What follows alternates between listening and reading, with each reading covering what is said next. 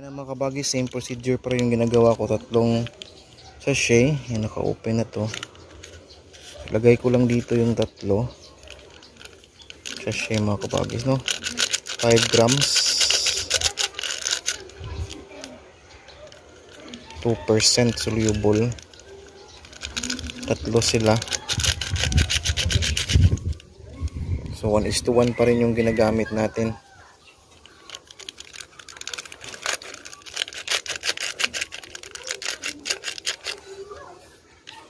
Then kuha tayo ng konting feeds.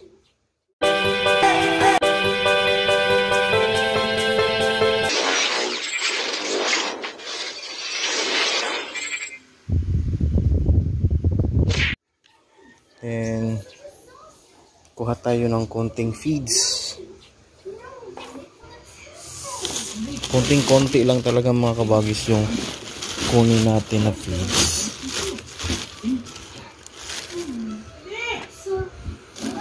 So, almost mag-ano siya. Yan. Mga kalahati. Sobra konti ng kalahati dito. Tapos yun. Basain natin. Yan. So, ganito ako magpurga.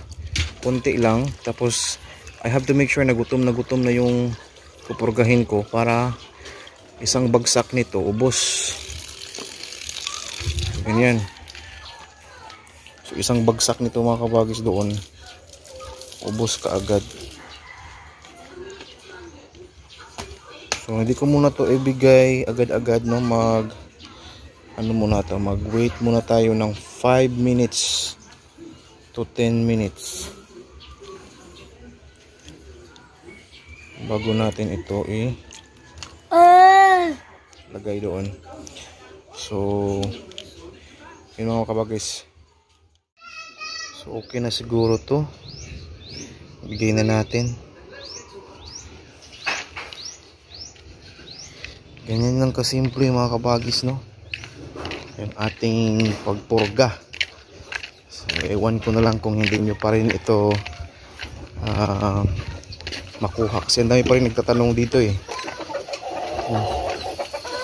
paano gawin.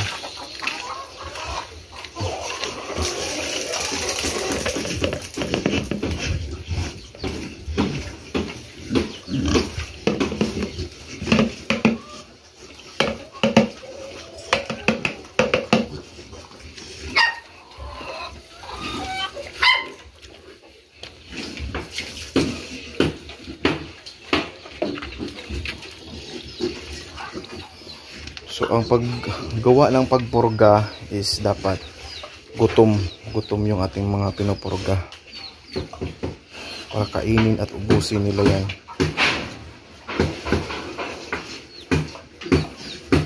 Pansinin nyo, hindi ganun ka sa pagkain nila. So dandahanin nila hanggang maubos.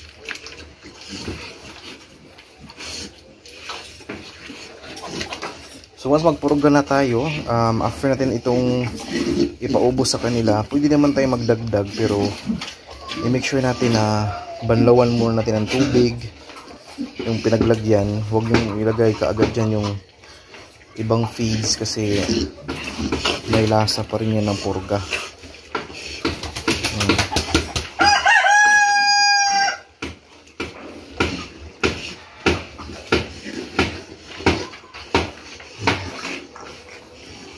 Kinakain ng dalawang puti.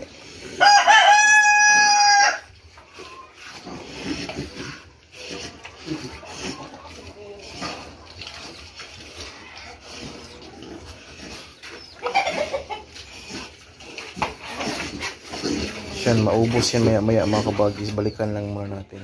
Yan mga kabagis, napurga na natin. Maglagay tayo ng katol kasi napakaraming katol.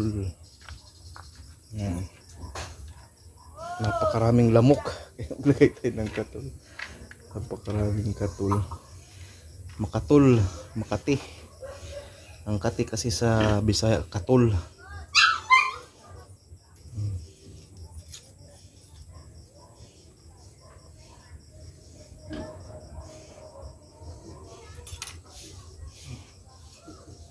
kahit nagpauso ka na, hindi pa rin siya mawawala. Kaya lagay tayo.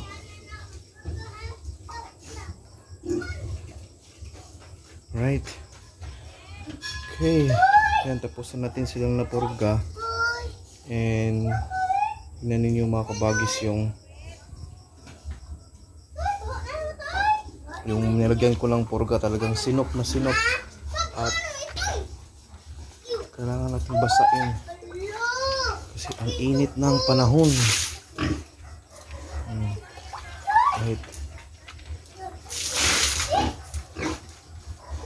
Kahit gabi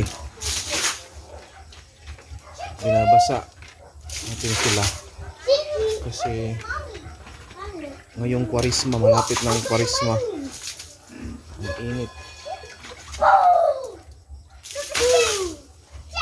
So yun lang, no, kung napansinin nyo, natagalan tayong magpurga kasi yung monthly na pagpurga mga kabagis, hindi naman talaga kailangan yan na exactly, basta mapurga natin monthly, kahit hindi sa exact talaga na day, basta mapurga pa rin natin, mahabol natin yung purga.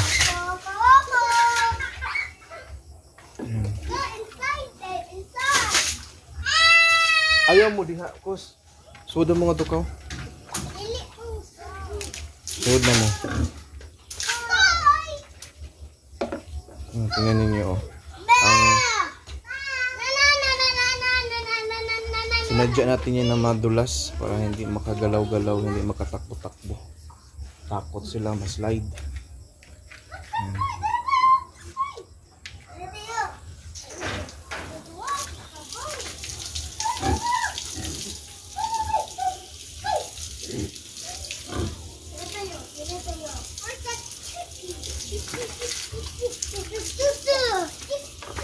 Malapit itong mga kabagis.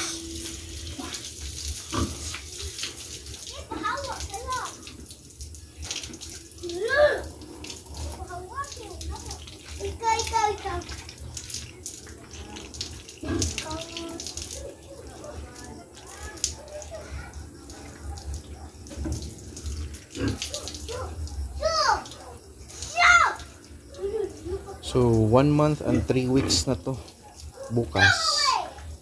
Sa Tuesday, 3 weeks na.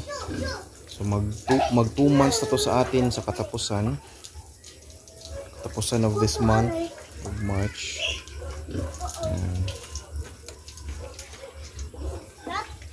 Bilis lang lumaki, no? Bilis lang ng panahon.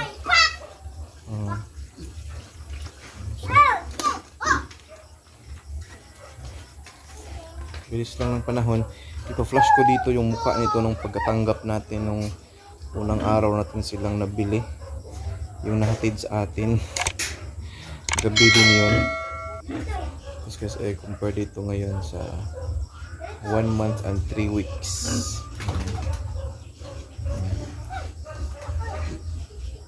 Makita mo yung difference talaga, napakalaki yung difference.